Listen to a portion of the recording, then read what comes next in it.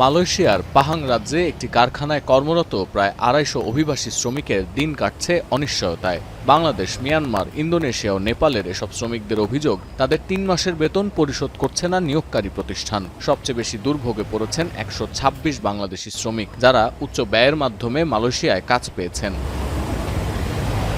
প্রবাসীরা আরও অভিযোগ করেন, নিয়োগ চুক্তিতে দৈনিক ৮ ঘন্টা কাজের কথা থাকলেও বাস্তবে তাদের দিয়ে দিনে ১২ ঘন্টা পর্যন্ত কাজ করানো হচ্ছে।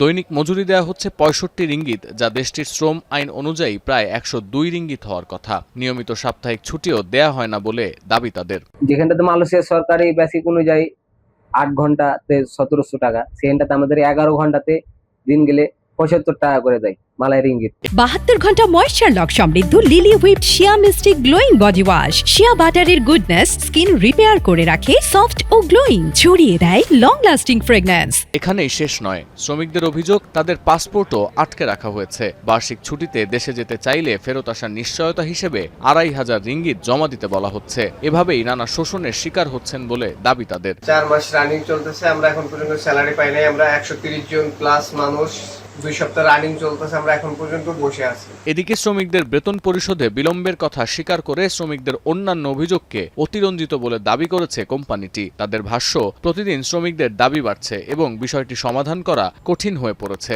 যদিও শ্রমিকদের দাবি দ্রুত তদন্ত করে বকেয়া বেতন পরিশোধ এবং চুক্তি অনুযায়ী কর্মপরিবেশ নিশ্চিত করার। এখন মালয়েশিয়া।